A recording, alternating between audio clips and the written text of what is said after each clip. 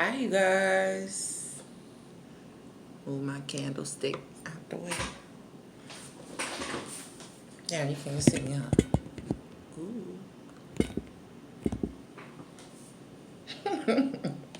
Ain't got no damn sense.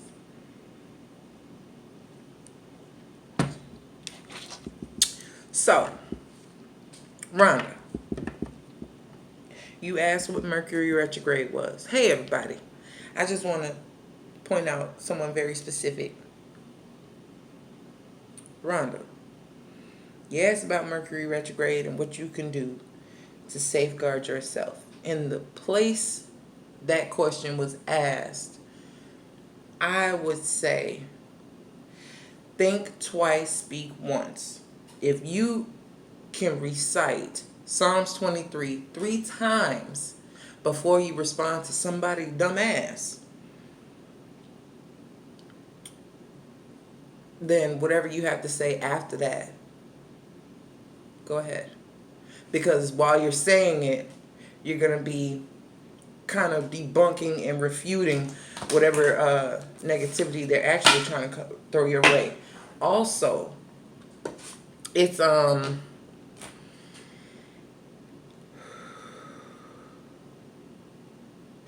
needing to just calm down for a second. And I say calm down because when the shit get so agitating and so shaken up, or if somebody springs something on you and you have very little time to react, take your time. Walk away. Psalms 23 3 times. And then address the situation. Gemini and Virgo share Mercury as I want to say ruler, but we're not in rulership. I want to say govern. They govern. They're governed by Mercury. So this affects us Virgos and Geminis in particular.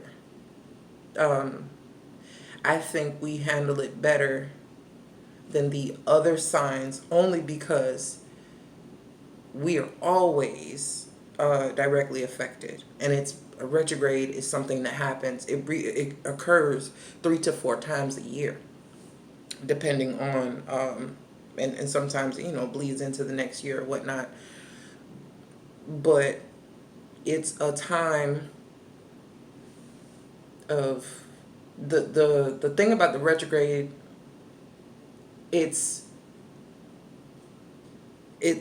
Its rotation is like kind of stalled, and it looks like it's turning backwards before it keeps going on its trajectory. It's like one of uh those little art things. You stick the pencil in the hole and it makes all those um, symmetrical loops and figures. It's kind of like that. Every planet has its own trajectory. So with Mercury being the closest to the sun, it retrogrades a lot more often than Venus or Mars, which is um, after us, and Saturn and Jupiter, and they're further out. So those retrogrades happen um, less frequently. So when that thing, it's like on the dance floor when you dip, that's the shadow period. When you turn and you looking at everybody that you didn't notice in the party when you first started dancing and communicating and this and that.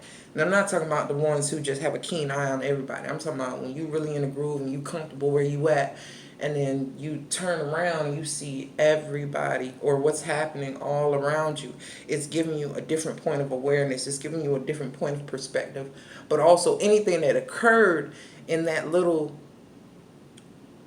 3 month period. Damn, I got wax all on my fingernail. Those 3 month period, that 3 month period when it was direct, a lot of things transpired. A lot of ideas came to mind. A lot of projects, a lot of different money ventures, or just life in general was happening. So the retrograde is going to have you reassess more detail, because Virgo and Gemini, we pay attention to detail, smaller bits and pieces of information. Virgo is the analyst, where Gemini is the networker.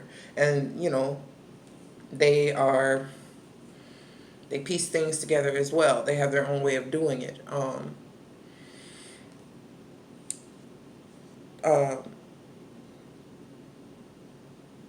Some way, somehow, if somebody comes to you in particular and they say, damn, such and such and such, I need such and such and such, you're like, oh, I've got something for that. The way our friendship started, I need a fingernail file, I got that.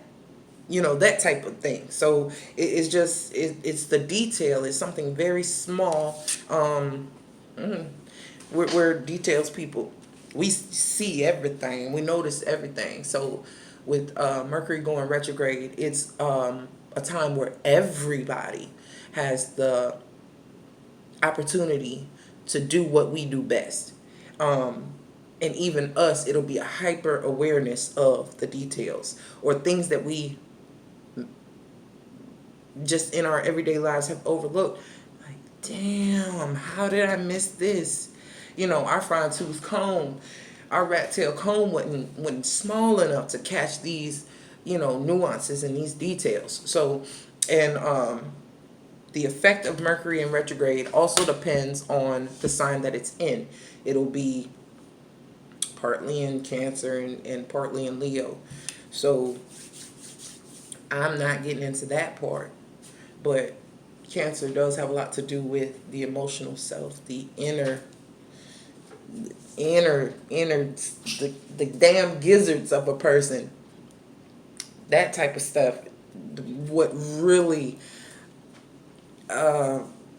draws that compassion, that feeling, that love, that home, that family, that,